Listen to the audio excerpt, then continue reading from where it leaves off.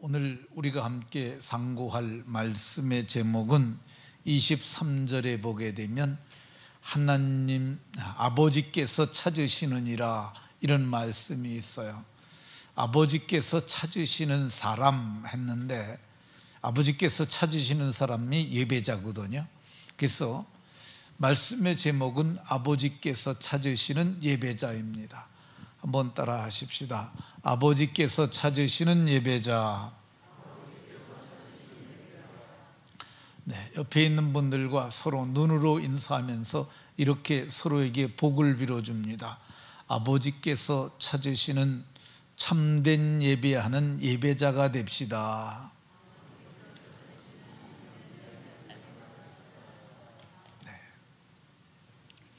아버지께서 찾으시는 참된 예배를 하는 복된 분들이 다 되시길 예수님 이름으로 축원합니다. 주전 5세기경, 그러니까 지금으로부터 약 2500년경에 2500여 년 전에 그리스에 디오게네스라고 하는 철학자가 있었습니다. 근데 이 사람이 좀 괴짜예요. 그 사람이 정말 탁월한 사상을 가진 사람이었음에도 불구하고 사는 삶은 좀 거지처럼 살았어요. 그는 집도 갖지 않았고 나무통을 굴리면서 다녔는데, 좋은 곳을 가게 되면 그곳에서 유숙을 하고 했습니다. 저 나무통이 아마 추상을 해서 그랬겠죠. 어쨌든 저렇게, 제가 보기에 저 정도면은 저기 캠핑, 오늘날로 얘기하면 캠핑카죠. 수동식 캠핑카 굴려다니면서, 그래서 뭐 저거 뚜껑 앞쪽만 착 막으면은 뭐 잠자는데 괜찮을 것 같은 생각이 듭니다. 해보고 싶은 사람 해보셔도 됩니다. 네. 근데 이 사람과 동시대의 인물이 알렉산더 대제라고 불렸던 그 사람이었어요. 근데 이 사람은 천하를 통일하려고 했던 야망을 가졌던 야심가였어요. 근데 그가 정복한 땅이 점점 넓어지고 통치하는 백성들이 많으니까 이 신하들 중에서 현자를 불러다가 같이 통치를 하셔야 나라가 잘 됩니다. 그래서 추천된 사람이 디오게네스예요. 근데 디오게네스를 오라고 그랬는데 디오게네스가 오지 않았어요. 그러니까 어떤 신하가 말을 했어요.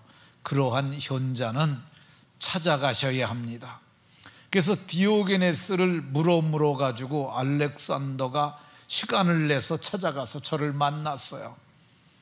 그래서 알렉산더는 말 위에서, 그리고 디오게네스는 그 통나무 속에서 서로 얘기를 했어요. 근데 그때 알렉산더가 물었어요. 내가 자네의 소원을 들어주고 싶은데 소원을 말하라 그랬더니, 왕께서 채를 맡고 있으니까 좀 비켜주시라고 그런 얘기를 했다고 그럽니다. 근데 이 디오게네스가 괴짜 철학자라고 불리우는 이유 중에 하나가 대낮에 또 등을 들고 돌아다닌 사람으로도 알려져 있습니다. 대낮에 다 보이는데 뭔 등이 필요하겠어요. 그런데 대낮에 등을 들고 다녔어요. 사람들이 물었습니다. 왜 등을 들고 다니느냐 그랬더니 사람을 찾는다고. 그게 누굴 찾느냐 그랬더니 의로운 사람을 찾는다. 근데 결국 의인을 못 찾았다는 그런 이야기가 있습니다. 오늘 본문 23절에도 보면 아버지께서 자기에게 이렇게 예배하는 자들을 찾으신다고 말씀하고 있는 것을 볼 수가 있습니다. 사람을 찾으시는 아버지는 그러면 어떤 분일까? 사람을 찾으시는 아버지는 구약 성경에서는 여호와라는 이름으로 나타나셨던 분이세요. 그분은 사람의 중심을 보시는 분이라고 말씀합니다. 나 여호와는 중심을 보느니라. 중심이 어디냐? 어떤 사람은 배꼽이 중심이라고 그러는데, 제가 전에 경운기를 가지고 농사했었는데, 근데 여기 보면 냉각수 넣는 데하고 연료통하고 그 사이에 이렇게 동그란 게 있어요. 그게 제가 뭘까 생각을 해봤는데, 나중에 보니까 그게 엔진을 들어 올릴 때 잡는 중심축이더라고요. 거기다 딱 걸면 딱 잡혀가지고 이렇게 올라가요. 근데 사람의 중심이 어디냐? 이제 가운데 중자에 마음 심자를 씁니다. 가운데 있는 마음. 그러니까 마음이 중심인데, 하나님은 우리의 중심을 보시는 줄로 깨달으시기 바랍니다. 중심을 보시는 이 하나님의 아들은 예수 그리스도신데, 예수님은 불꽃 같은 눈을 가지신 분이라고 이렇게 말해요. 그분은 하나님의 아들이신데 불꽃 같은 눈, 이 불꽃 하게 되면 산소 용접기가 생각이 나요. 산소 용접기를 보게 되면 이 불을 붙이잖아요. 그럼 불이 쫙 세게 나갑니다.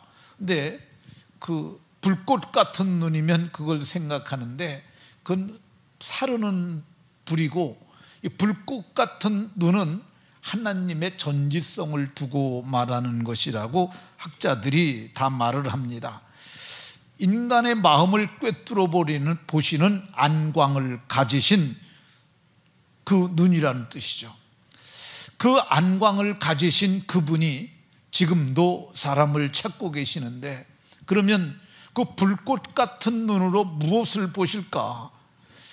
계시록 2장 23절에 보면 나는 사람의 뜻과 마음을 살피는 자라고 이렇게 말씀합니다. 그러니까 예수님도 내가 마음을 살피고, 사람의 뜻은 의지죠.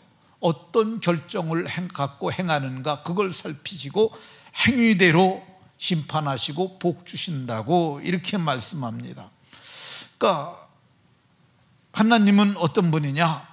사람의 마음과 뜻을 살피시고 마음에 맞는 사람을 찾으시는 분이세요. 이 하나님이 찾으신 하나님 마음에 맞는 사람이 있는데, 그 사람이 다윗이었어요. 사울이 하나님 앞에 범죄합니다. 하나님의 말씀을 버렸어요. 사무엘을 통해서 전해진 메시지는 네가 내 말을 버렸으므로 나도 너를 버려. 말씀을 버리니까 하나님이 사람을 버리시겠다고 하셨습니다. 그래서 왕이 되지 못하게 하겠다고 하나님께서 말씀하셨어요. 그 말을 들은 사무엘이 심히 슬퍼했습니다. 왜 그러냐면 사울은 자기가 하나님 앞에 기도했고, 그래서 자기가 그를 왕으로 세운 사람이었기 때문에 그가 버림당했다는 것이 몹시도 슬퍼했어요. 사울도 그가 하나님께 버림받았다는 말을 들었을 때 사무엘이 옷이 찢어지도록 붙잡으면서 애걸하기도 했었어요. 근데 슬퍼하고 있는 사무엘에게 하나님이 말씀하셨어요. 너무 슬퍼하지 말라고. 그는 내가 이미 버렸고 내 마음에 맞는 자를 구했다고 이렇게 말씀하셨어요. 그리고 이새의 집에 가갖고 유대 땅 베들레헴에 있는 이새의 집에 가서 그의 아들 중에서 내가 왕으로 예선한 아들이 있으니 그에게 기름을 부으라고 이렇게 말씀하셨어요. 사무엘이 기운을 차려가지고 이새의 집에 갔습니다. 은밀하게 갔어요. 그리고 그 이야기를 이새에게 했습니다. 네 아들들을 내게 오게 해라. 그래서 장자 엘리압이 갔는데 엘리압을 보고 과연 여호와의 기름 부으실 자가 이구나, 그렇게 생각을 했어요. 왜 그랬느냐 하면 사울도 잘난 인물이었지만은 덩치가 다른 사람에 비해서 머리 하나가 컸어요. 근데 엘리압을 보니까 사람이 정말 잘생긴 데다가 균형 잡히고, 그래서 사무엘이 보자마자 감동을 했어요. 과연 정말 여호와의 기름 부으실 자가 맞다. 기름을 부으려고 뿔병을 들고 일어나는데 하나님이 아니라 너는 외모를 보지만 나는 중심을 본다고 말씀하시고 아니라고 말씀하셨어요. 그래서 다른 아들 데리고 오라고. 아미나답이 왔는데 그도 아니라고. 삼마가 셋째 아들이 왔는데도 아니라고.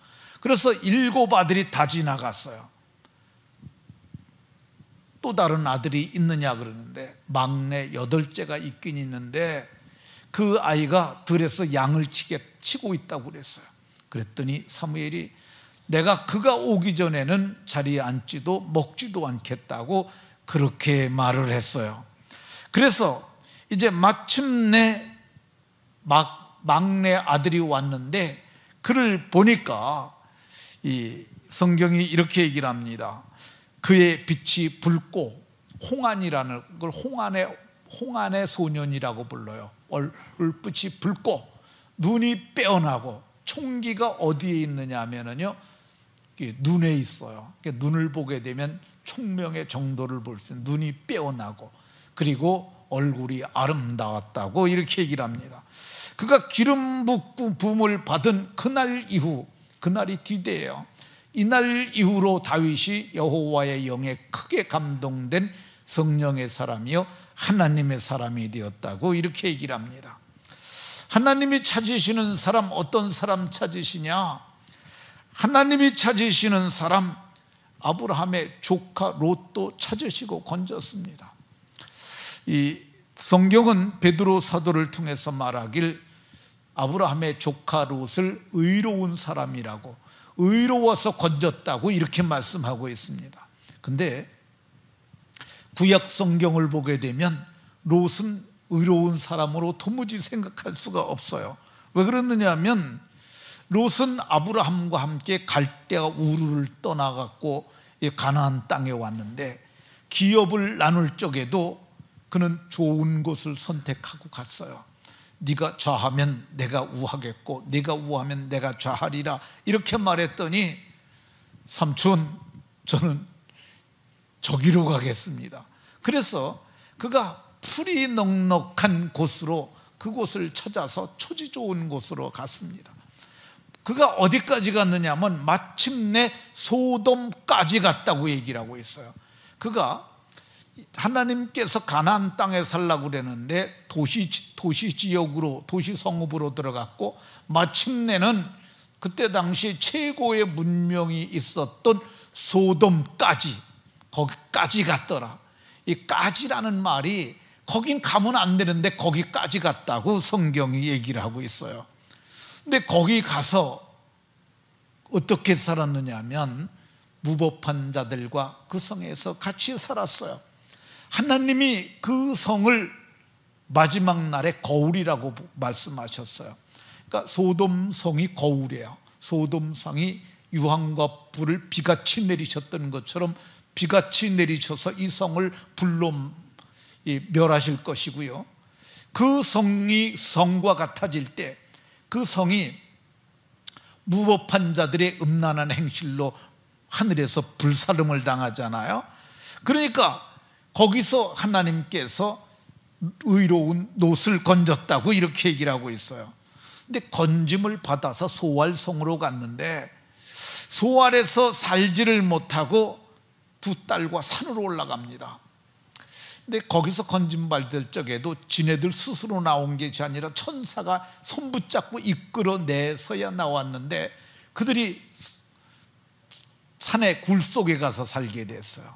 그랬는데 큰딸이 얘기를 합니다. 여기는 우리 배필 뗄 자들도 없고 그러면은 우리의 대가 끊어질 거니까 우리 아버지 술 먹이고 아버지와 동침해서 우리가 대를 이어가자. 그래서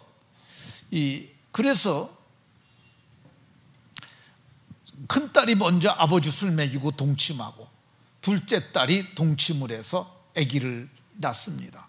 첫째 딸은 아기를 낳고 모압이라고 얘기를 했고 둘째 딸은 베남이라고 그랬는데 그게 오늘날 암몬 족속의 조상이 됐습니다. 그러니 이걸 어떻게 의인이라고 그러겠어요? 그렇잖아요. 아니 거기까지 가서 살았고 거기서 또 아내 하나도 건사하지 못하고 데리고 나오다가 소금 기둥을 만들었고 그 두 딸 데리고 와가지고 산에 살면서 딸들과 동침해서 모압과 암몬을 낳았으니까 정말 한심해 보이지 않습니까? 그런데 성경이 뭐라 그러냐? 의로운 롯을 건지셨으니 이 롯이 거기 살면서 이 의롭게 살았다고 얘기를 하고 있습니다. 그러면 어떻게 의로울 수가 있을까? 그런 사람이 어떻게 의로울 수가 있을까? 우리는 행위적 의를 자꾸 생각을 해요. 그러니까 행위만 보고 의냐 불이냐 그걸 따지는 거야.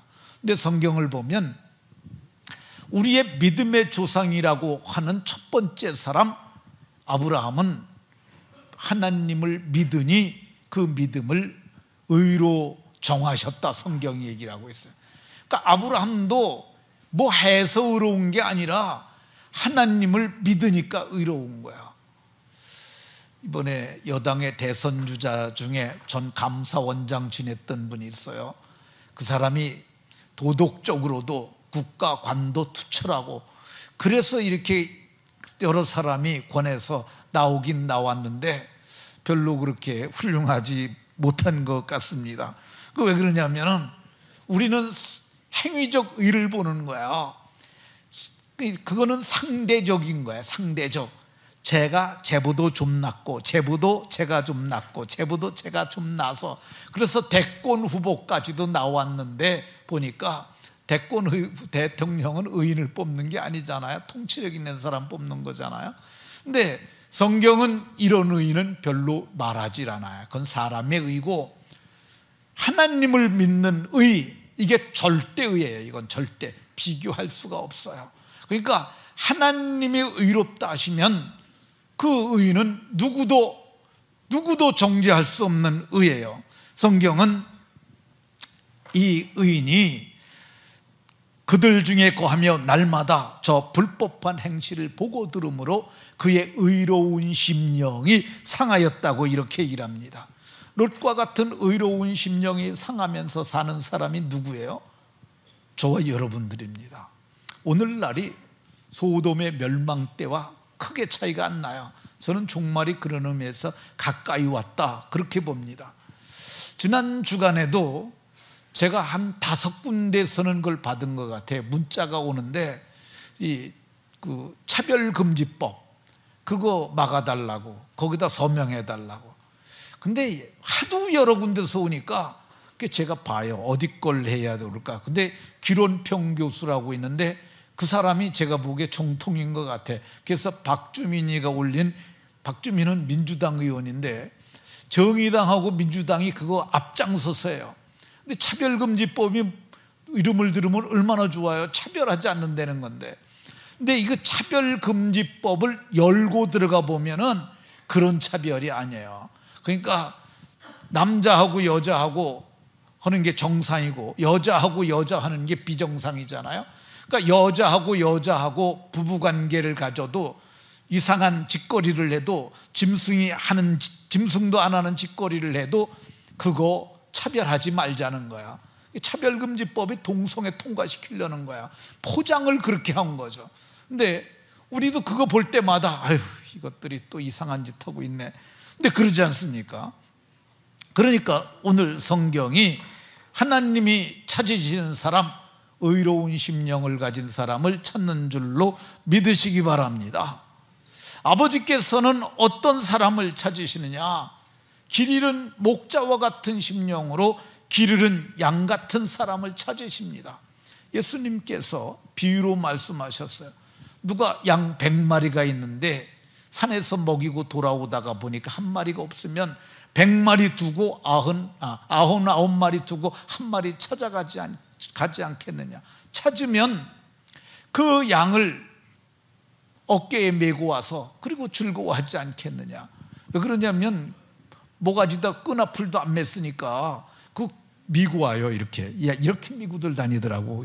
근데 이걸 메고 와서 99마리를 일어나여 기뻐하는 것보다 더 기뻐할 것이라고 말했어요.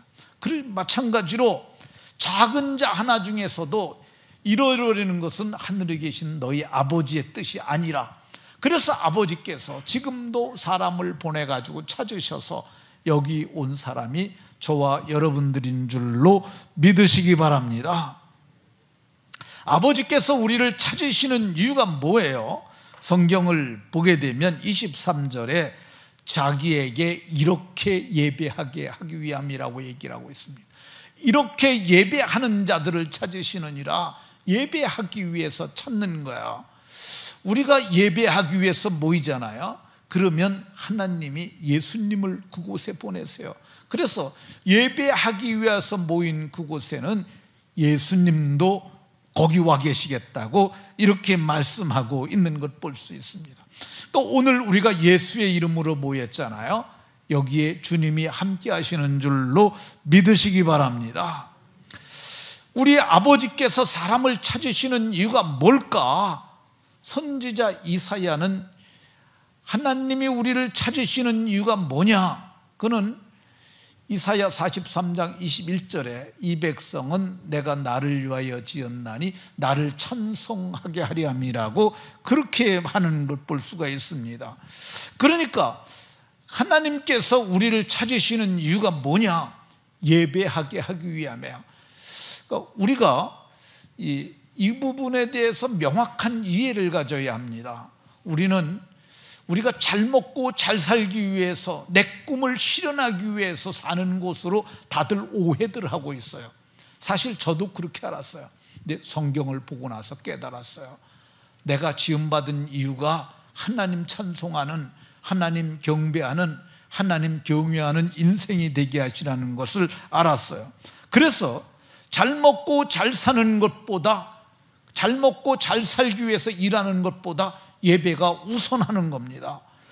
내 인생의 목표보다도 하나님을 예배하는 것이 우선하고요, 내가 높은 지위를 얻는 것보다 하나님을 예배하는 것이 우선하고요, 내 소원을 이루는 것보다도 하나님을 위한 예배가 우선하는 줄로 깨달으시기 바랍니다.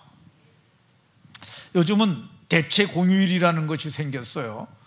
그게 통과된 지가 한 1년 남짓 되는 것 같아요. 그게 뭐냐면 일요일, 주일날 쉬는 날이 공휴일이 겹치게 되면 그거를 다음 날로 연장해 주는 거야. 공휴일을. 그러니까 우리는 토요일 날은 일 안 하잖아요. 주일 날은 일요일이니까 쉬잖아요. 그러니까 월요일로 일요일에 공휴일이면은 월요일로 그걸 하루 더 쉬게 해 주는 거야. 그럼 거기 일요일에 그게 공휴일이 걸리게 되면 3일을 쉬게 돼 있어요. 그러면 세상 사람들이 어떡합니까? 야, 3일이나 쉬네, 어디로 가야지. 그래서 어디 갈까 해가지고 다 놀러 갑니다. 근데 우리 예수님 믿는 사람도 그런 사람들이 혹이 있어요. 주 집사님, 그러면 되겠어요, 안 되겠어요? 안 되지. 그렇지. 예. 그게 맞는 거야. 왜 그러냐면 너희는 이 세상 본받지 말라고 그러잖아요. 세상 사람 다 그래도 우리는 그렇게 하면 안 돼요. 그러니까 금요일 날 저녁에 갔다, 금요일 날 저녁에 가면 안 되지. 금요 기도해야 되니까. 그러니까 토요일 날 아침에 갔다 토요일 날 저녁에 오고, 또 토막을 나눠서 두 군데 가는 거지. 월요일 날 또 아침에 갔다 또 저녁에 오고. 그러니까 나의 재미를 위해서 노는 것보다 예배가 우선해야 하는 줄로 깨달으시기 바랍니다. 그러면 아버지께서 찾으시는 예배자는 어떻게 예배해야 할까? 오늘 본문의 내용은 그 사마리아 성의 야곱의 우물가에서 만났던 수가성 여인과 예수님이 얘기했던 내용입니다. 그러니까 예수님께서 유대를 떠나서 갈릴리로 가야 되는데, 그게 질러 가려면 사마리아를 가야 돼요. 사마리아를 통과해야 돼요. 그래서 질러 가느라고 가다가 야곱의 우물에서 이 여인을 만나게 됐습니다. 근데 여인하고 예수님하고 둘이서 얘기했는데, 이 여자가 예수님을 보고 얘기하다가 깜짝 놀랍니다. 왜 그러냐면 예수님이 얘기하다가 너 남편 좀 데려와 봐라 그랬더니 저 남편 없는데요. 너 남편 5이 여기 보면 그러니까 너에게 남편 5이 있었고 지금 있는 것도 네 남편이 아니라고 말씀하셨어요. 근데 그 말을 듣자 너무너무 놀랄 수밖에 없는 이유가 처음 본 남자가 어떻게 내가 5명이나 있었던 걸 자기 고쳐간 남자를 어떻게 알겠어요. 그리고 지금 같이 사는 남자도 그것까지니까 너무너무 놀래갖고 내가 보니 선지자가 맞습니다. 선지자죠. 그렇게 얘기를 했어요. 그러면서 선지자시면 내가 궁금한 거 있는데 이 몇 가지 물어볼 테니까 얘기 좀 해주세요. 그래서 우리가 지금 예배하고 있는 것이 맞는지 그것에 대해서 묻습니다. 우리 조상들은 이 산에서 예배하였는데 이건 그리심산이라고 그러는 산이에요. 예배할 곳이 예루살렘에 있다고 그러는데 거기가 우리가 가서 예배하는 것이 맞습니까?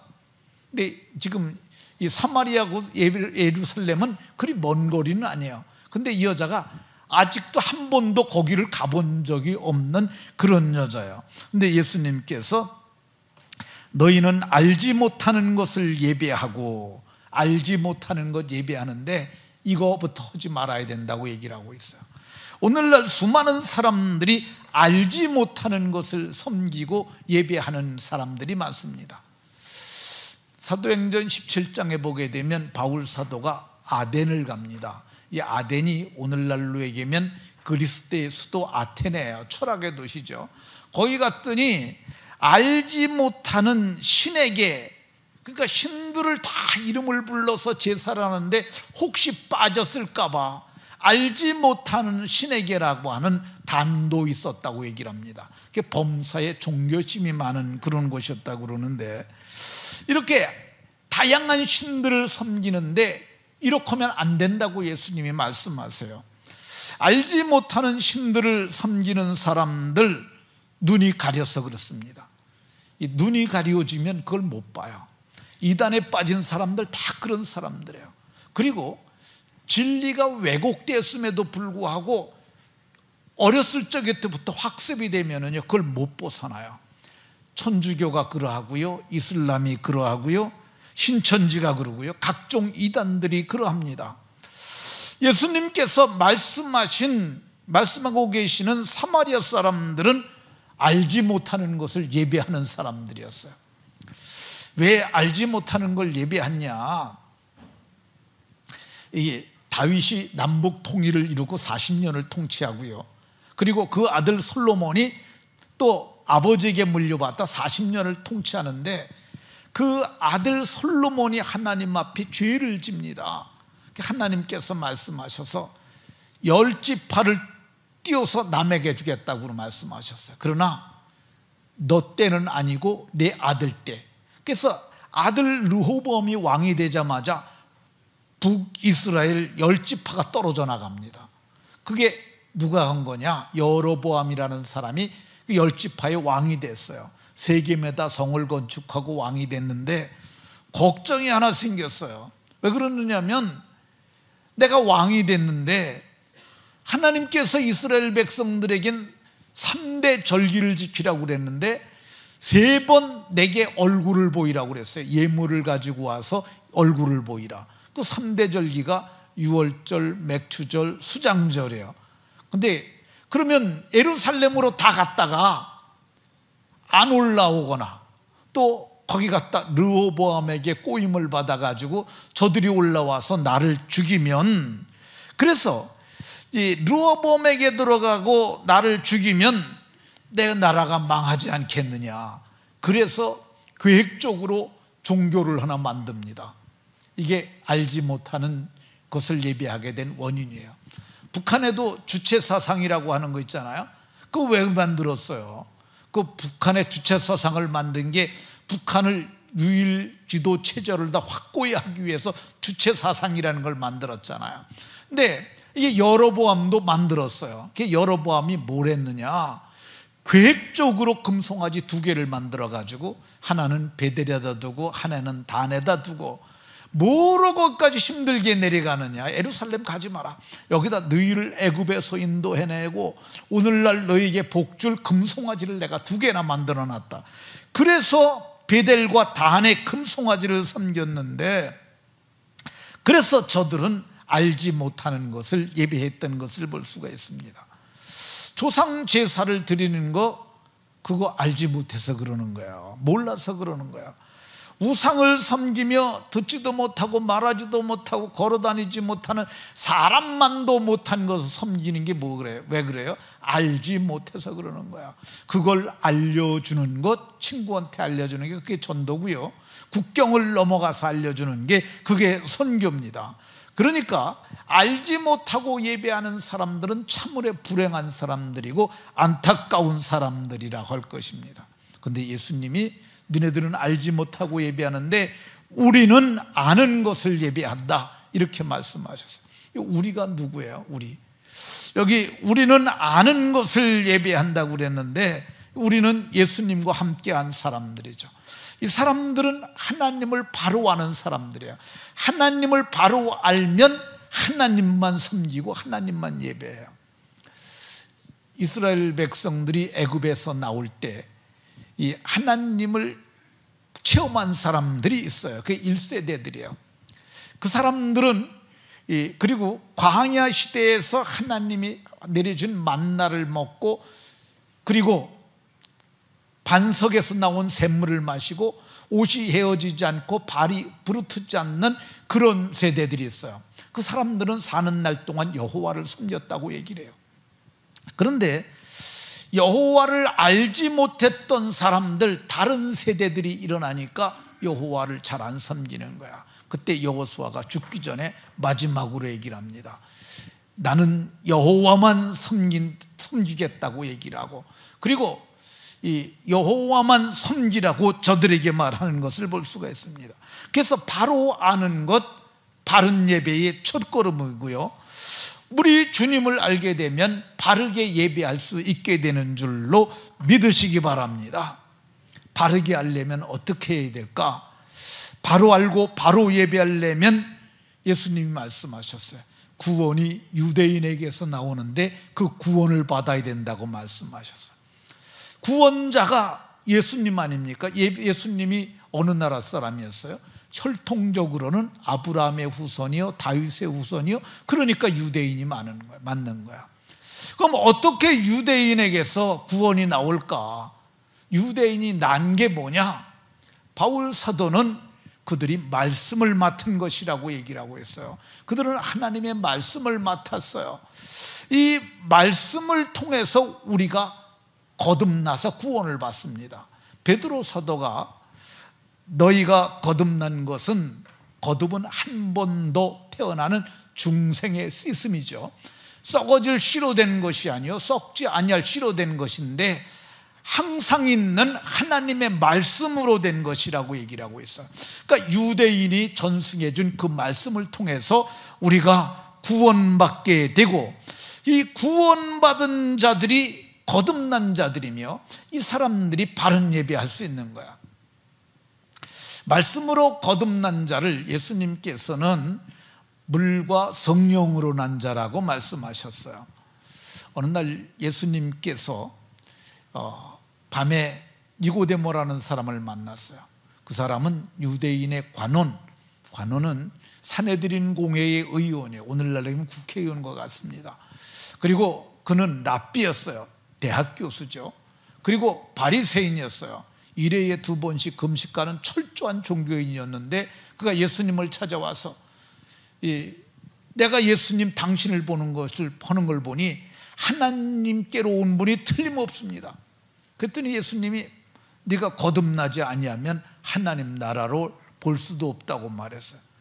너무너무 놀란 거죠. 나는 여태까지 신실하게 살아왔는데 그럼 거듭나다니요? 내가 어떻게 다시 엄마 뱃속에 들어갔다 나옵니까?